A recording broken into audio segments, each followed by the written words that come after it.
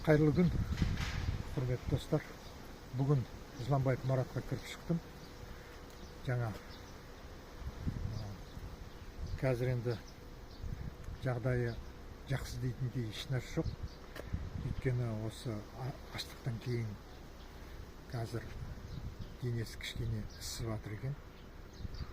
Іскенде тұздан дейді. Өйткені доктор тексеріп анализін бәрін алған, толығымен тұзды тамақ ішкеннен денесі іседі екен. Содан енді қазір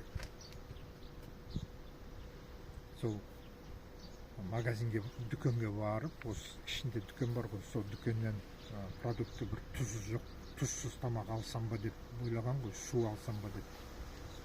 Бірақ оған арыз жазып рұқсат алу керек екен. Сол бойынша қазір ана бастығына кіріп шықтым.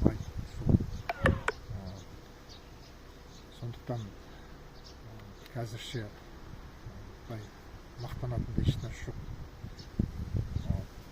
Енді өткенде, егер естеріңізде болса, мен айтқам, ана заттарының бәрін алып кетсін деп айтқан, өзіне тиесілі заттар.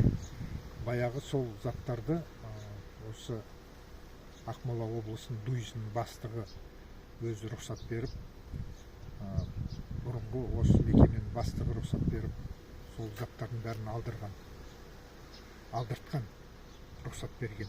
Бірақ енді қазір ол рұқсатты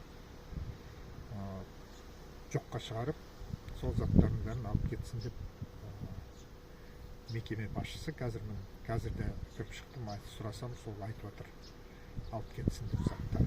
Ағаш жонатын, сурет салатын барлық құралдар. Ағаш жонатын, сурет салатын, және де өз заттары бар, жаңағыдай холодильник сияқты, кішкентай нелер бар ғой, өзіне тиесілі. Әйтпесе, кеше мысалы өткен аптада келіншегі продукт алып келген, тамақ-самағын, ол тамақтарды бір жерге мұздатқышқа қоюға рұқсат бермеген. Бір күн сақтайды, 2 күн сақтайды, ол енді бұзылып кететін тамақтар ғой. Мысалы, котлеті бар, басқа да тамақтары бар. Күн ыстық. Иә, күн ыстықта. Сонымен сақтай алмай, жұрттың бәріне таратып бердім дейді, басқа амалым қалмады дейді. Сол сияқты басқа не айтамыз, сол газеттер бойынша, газет әлі жоқ. Газеттер алмай жатыр, хотя енді Бақытжан Төрегожина айтып жатыр, мен апта сайын газет жіберіп тұрмыз дейді. 3 газет жібереді. Новое время, дат, сосын жаңағы Алаш деген 3 газет жіберіп тұрады. Апта сайын келуі тиіс ол газеттер, апта сайын шығатын газеттерді.